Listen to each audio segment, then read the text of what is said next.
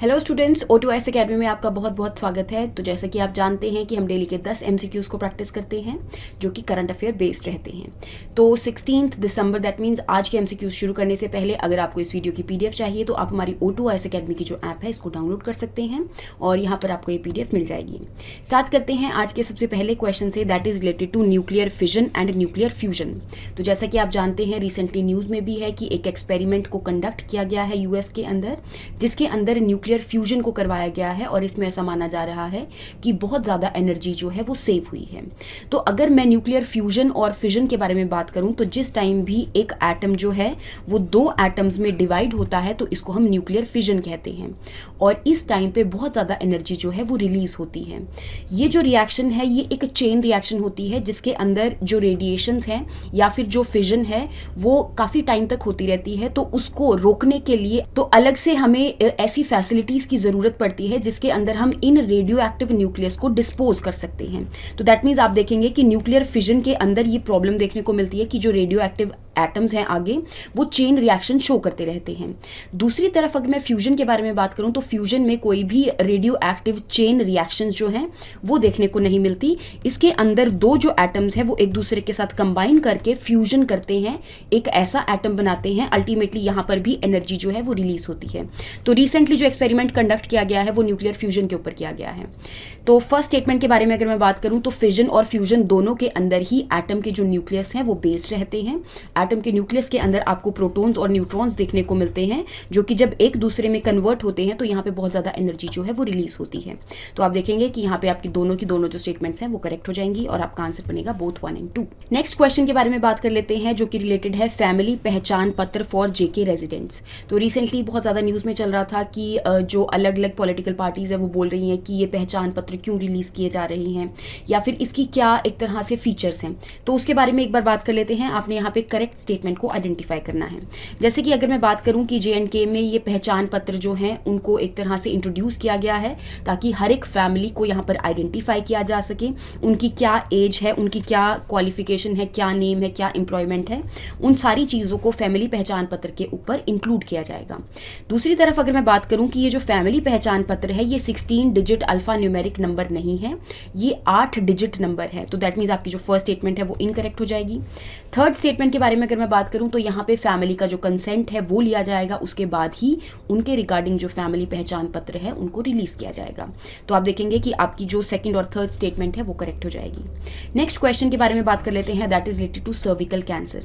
तो जैसे कि न्यूज़पेपर्स में भी, इंडियन एक्सप्रेस और द हिंदू में भी आपने देखा होगा कि सर्विकल कैंसर के रिगार्डिंग जो वैक्सीन है सर्वावैक, उसको रिलीज करने की बात करी जा रही है।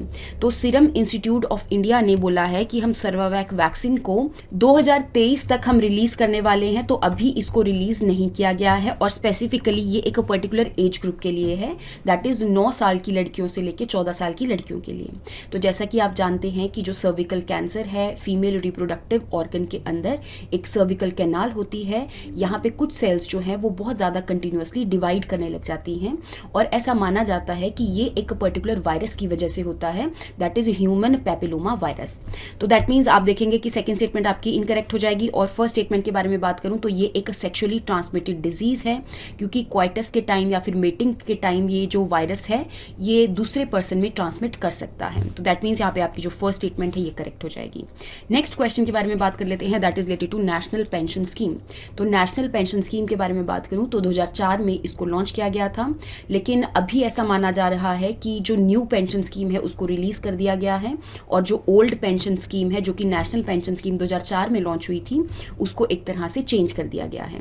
तो जो पुरानी जो पेंशन स्कीम है उसी के रिगार्डिंग आपको क्वेश्चन पूछा गया है कि ये जो पेंशन स्कीम है एक पर्टिकुलर अथॉरिटी इसको मैनेज करती है, that is pension fund regulatory and development authority of India.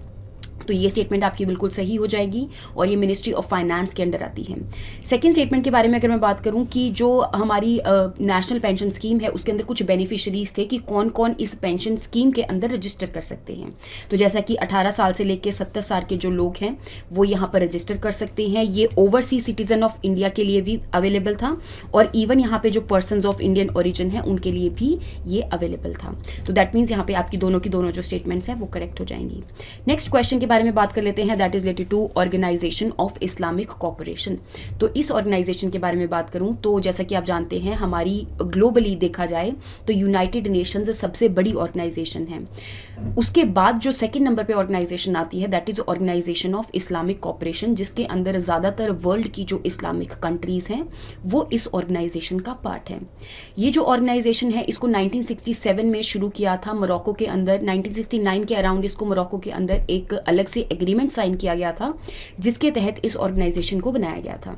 इसका जो सेक्रेटरीट है वो आपको जद्दा सऊदी अरेबिया के अंदर देखने को मिलेगा। तो ये कुछ चीज़ें हैं ऑर्गेनाइजेशन ऑफ इस्लामिक कॉपरेशन के रिगार्डिंग। ये न्यूज़ में इसलिए था क्योंकि इस ऑर्गेनाइजेशन के कुछ मेंबर्स ने पीओके वाले रीजन को विजिट किया है। तो यहाँ पे इंडिया ने भी इसके अगेंस्ट बोला है कि आपने क्यों विजिट किया ऐसे करके, तो इस वजह से ये न्यूज़ में चल रहा था। तो दैट मीन जो आपकी फर्स्ट स्टेटमेंट है ये करेक्ट हो जाएगी। सेकेंड स्टेटमेंट के बारे में अगर मैं बात करूँ तो ऑल ओवर दी वर्ल्ड 4 ऐसे कॉन्टिनेंट्स हैं जिसके अंदर ये जो मेंबरशिप है आपको देखने को मिलेगी। इन चारों कॉन्टिनेंट से जो अलग अलग कंट्रीज़ हैं वो इस्लामिक ऑर्गेनाइजेशन कॉरपोरेशन का पार्ट है। तो दैट मीन्स यहाँ पे आपकी दोनों की दोनों स्टेटमेंट्स जो है वो करेक्ट हो जाएंगी और आपने इनकरेक्ट स्टेटमेंट को आइडेंटिफाई करना है। नेक्स्ट क्वेश्चन के बारे में बात कर लेते हैं, that is related to corporate average fuel economy.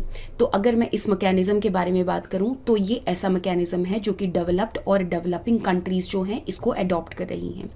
इस मैकेनिज्म को अडॉप्ट करने का जो मेन फोकस है, जो मेन बेसिक है वो यही है कि हम अपनी अपनी कंट्रीज़ के अंदर जो फ्यूल की कंजम्पशन है या तो उसको कम करेंगे, चाहे वो कोई भी फ्यूल हो, पेट्रोल हो, डीजल हो, एलपीजी, सीएनजी हो, मतलब कि हम रिन्यूएबल सोर्सेज ऑफ एनर्जी के टूवर्ड्स मूव करेंगे।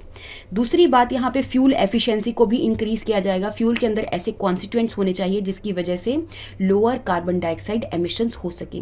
तो इंडिया ने भी 2017 के अराउंड इस मैकेनिज्म को अडॉप्ट कर लिया था और धीरे धीरे जो ऑटोमोबाइल सेक्टर है वो यहाँ पे फ्यूल एफिशिएंसी लाने की काम कर रहा है, फ्यूल एफिशिएंसी लाने के लिए काम कर रहा है और यहाँ पे ताकि लोअर फ्यूल कंजप्शन हो सके, ताकि यहाँ पे इलेक्ट्रिक व्हीकल्स और इन सब चीज़ों को इंट्रोड्यूस करने की बात कर रहा है। तो दैट मीन्स इसका जो आंसर रहेगा that is both 1 and 2। Next question के बारे में बात कर लेते हैं, that is related to Bhuvan portal. तो भुवन पोर्टल के बारे में अगर मैं बात करूं तो इसरो ने इस पोर्टल को लॉन्च किया है ताकि हमारी कंट्री के अंदर जितनी भी जियो स्पेशियल सर्विसेज हैं उनको प्रोवाइड किया जा सके।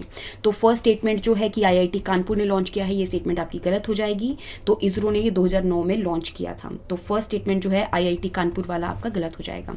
सेकेंड स्टेटमेंट के बारे में अगर मैं बात करूँ तो जितनी भी जियो स्पेशियल सर्विसेज हैं, फॉर एग्जाम्पल हम स्पेस सैटेलाइट को यूज़ करके यहाँ पे अर्थ की मैपिंग करते हैं और अलग अलग सर्विसेज, वेदर फॉरकास्टिंग के बारे में बताते हैं।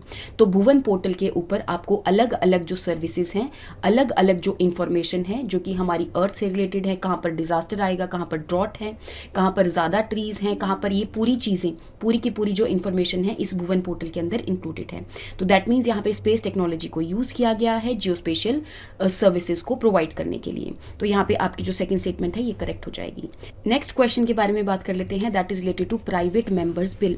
तो जैसा कि आप जानते हैं कि पार्लियामेंट में अगर किसी भी प्राइवेट मेंबर ने यहाँ पे नए बिल को इंट्रोड्यूस करना होता है, प्राइवेट मेंबर वही होता है जो कि काउंसिल ऑफ मिनिस्टर का पार्ट यहाँ पर नहीं होता। तो अगर उन्होंने किसी भी बिल को इंट्रोड्यूस करना होता है तो उससे पहले 1 मंथ का नोटिस देना पड़ता है और ये जो बिल है सिर्फ फ्राइडेज को ही इंट्रोड्यूस किए जा सकते हैं। और जो भी प्राइवेट मेंबर बिल है ये एडमिट किया जाएगा या नहीं किया जाएगा ये डिसाइड करता है लोकसभा या राज्यसभा के स्पीकर और चेयरमैन। तो दैट मीन्स यहाँ पे आपकी दोनों की दोनों जो स्टेटमेंट्स हैं वो करेक्ट हो जाएंगी। नेक्स्ट क्वेश्चन के बारे में बात कर लेते हैं, that is related to parliamentary committees. Parliamentary committees के बारे में बात करूँ तो इसके अंदर मेंबर ऑफ पार्लियामेंट ही पार्टिसिपेट करते हैं। अलग अलग कमिटीज़ बनाई जाती है ताकि यहाँ पे जितने भी बिल्स आ रहे हैं, जितने भी एक्ट आ रहे हैं उनको स्क्रीन किया जा सके। और इसके अंदर जितने भी पार्लियामेंट्री मेंबर्स हैं जो कि कमेटी का पार्ट रहते हैं उनको अपॉइंट करने का जो काम है वो लोकसभा के स्पीकर और राज्यसभा के चेयरमैन का रहता है। सेकंड स्टेटमेंट के बारे में अगर मैं बात करूं कि ये जो पार्लियामेंट्री कमेटीज़ हैं ये वाली चीज़ हमने कौन से कॉन्स्टिट्यूशन से ली है, तो ये ब्रिटिश पार्लियामेंट से ली है, ऑस्ट्रेलियन पार्लियामेंट से हमने इसको नहीं लिया। तो दैट मीन्स आपकी जो फर्स्ट स्टेटमेंट है ये करेक्ट हो जाएगी। लास्ट क्वेश्चन के बारे में बात कर लेते हैं, that is related to dare to dream contest. तो DRDO ने 2019 के अंदर इस कॉन्टेस्ट को शुरू किया था और इसके अंदर जो भी ऐसे लोग हैं, जो भी एंटरप्रेन्योर्स हैं, पब्लिक हैं, स्टूडेंट्स हैं जो कि इनोवेटिव आइडिया आइडियाज़ लेकर आते हैं तो उनको अवार्ड दिए जाते हैं।